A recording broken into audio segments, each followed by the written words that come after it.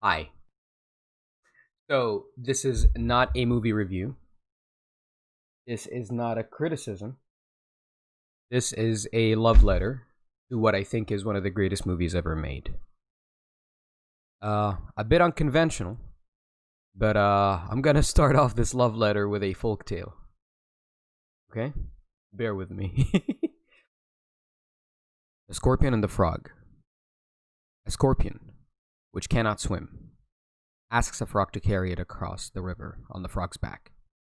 The frog hesitates, afraid of being stung by the scorpion. But the scorpion argues that if it did that, they would both drown. The frog considers the argument sensible and agrees to transport the scorpion. Midway across the river, the scorpion stings the frog anyway, dooming them both. The dying frog asks the scorpion why it's stung, despite knowing the consequences, to which the scorpion replies, "I couldn't help it. It's in my nature."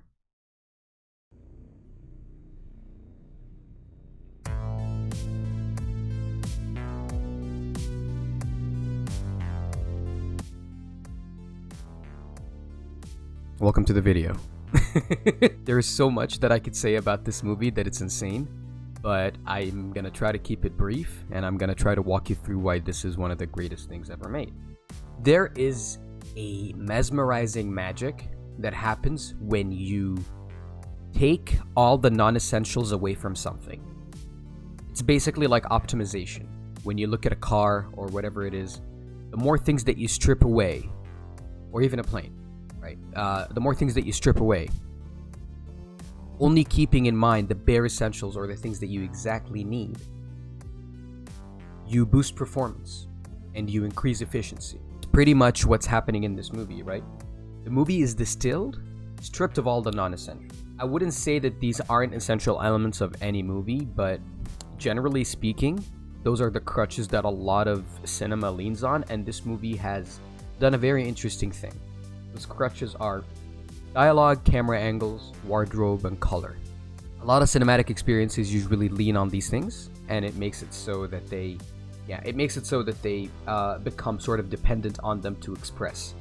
And I think this movie is a really interesting experiment because it basically does away with all of that and tries to see what it could do without them. And I think that was a deliberate decision. So let's talk about the dialogue. The dialogue is mostly just stares. So it's just people staring at each other. The absence of dialogue is really accentuated, and it is like sort of very surface level and very, very straightforward, but it is done so on purpose just so that there isn't much else to soak in. It makes sure that whatever it is that you're actually soaking in, whatever it is that you're experiencing of the movie sinks in without you being overwhelmed. There is really no subtext. It is just straightforward banger line after banger line, and everything is just done in a very, very coherent way.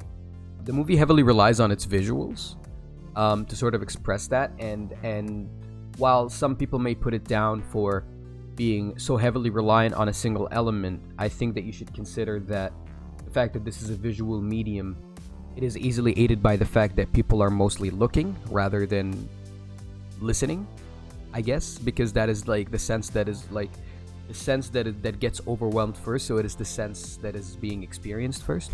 This movie heavily relies on its visuals. It assumes that you are a big girl, and it doesn't try to feed you the plot through every fucking orifice. It lays it all in front of you, and it waits for you to absorb it. Part number 2. Camera. Angles? Nah.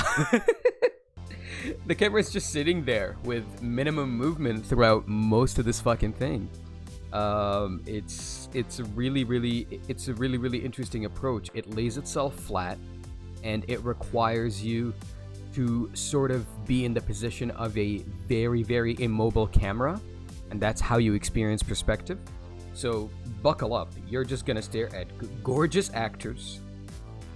Ryan, minimal set design, and just bold, powerful colors. So this is exactly like Mr. Robot, where they use positional angles to add to the story, except here they don't.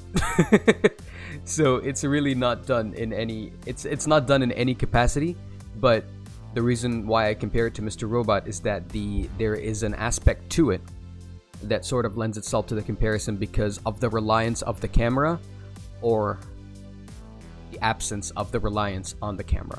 The point in the stillness is to exact this really, really menacing thing, because I don't know if you've realized, but the more that you can stare at something, it has the more potential it has to be creepier. And creepiness doesn't necessarily come from a visual or a jump scare. Creepiness comes from an atmosphere, and there is no way better than to develop an atmosphere in the context of this film rather than just to let you soak it all in while being completely immobile, almost powerless. But it's important to highlight that within the stillness, it does something incredibly important, that it lays on the crutch of the stillness. It really, really leans heavily on that, so that when the camera does move, it shocks you. Cameramen hate this camera. Find out why. Number 3. Wardrobe. Everyone here is more or less a comic book character. They have their one outfit, very basic variants, has his work clothes, his regular clothes, and that's pretty much it. Everyone else is sort of like a stereotype of whatever the character is. You've got the gangster, he's got the 2 suits. The other guy's got the one suit and another one. Everyone is sort of dressed in a very basic archetypal sense. And I think the movie really stresses that aspect of itself to become like sort of a cinematic equivalent of a graphic novel. The most important thing I would point out is minimal but effective use of the jacket to foreshadow the story.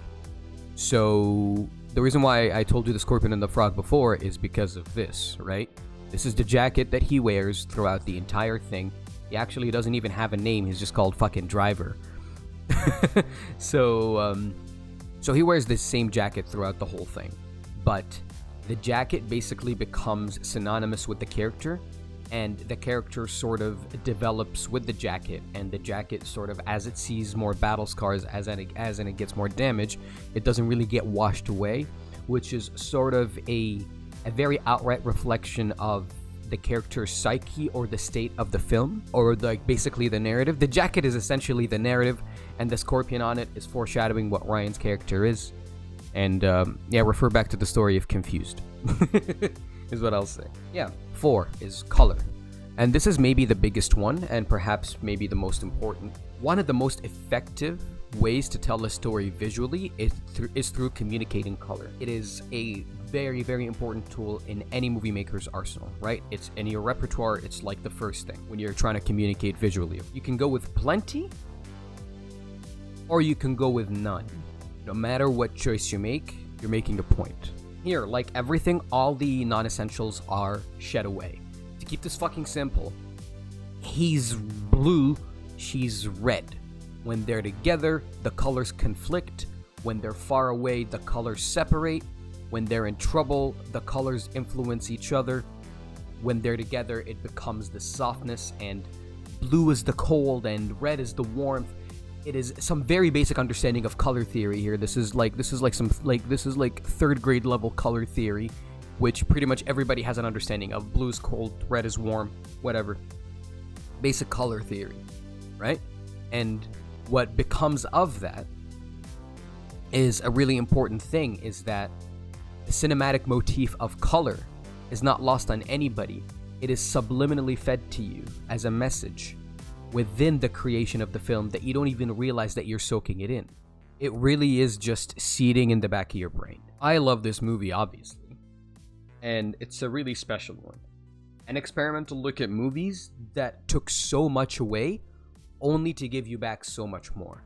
What I really respect about this film also is that it has beautiful moments like this, where it is not afraid to indulge in its own poetry, pauses the narrative at these really interesting points to either give you a glimpse of the world or compels you to breathe.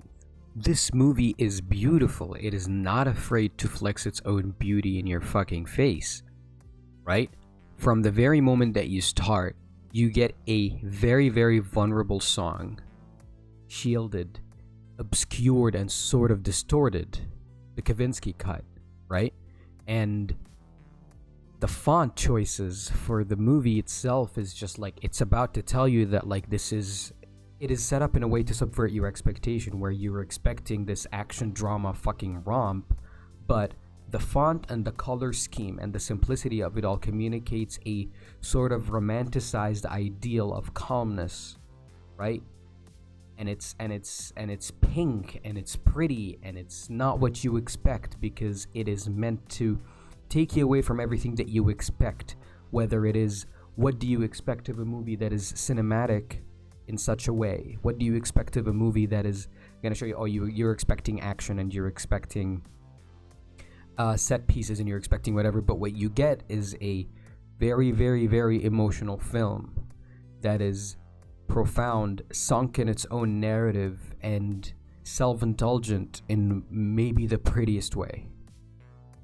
This movie is a short, slow burn. Do you understand what do you have to do to manipulate the pacing to make a 1 hour, 40-minute movie feel longer, but also feel more welcomed? There is an incredible level of mastery of pretty much every aspect of cinema craft that comes into play here, and it is so incredibly fascinating. Anyways, thanks for watching. I don't expect a lot of people to watch this one. In fact, it might tank whatever my channel was going for, because I was algorithmically doing really well, and I expect to be punished by the algorithm for this video that no one's gonna watch. But if you did, thank you so much. Please do consider coming to hang out on Twitch. We talk music a lot, we talk movies a lot, and we talk mental health a lot, it seems. Find me on my other channels as well. Consider following me on Twitter and Instagram if you want to, hang out, get some lukewarm opinions about garbage. I'm your boy. But thanks for watching.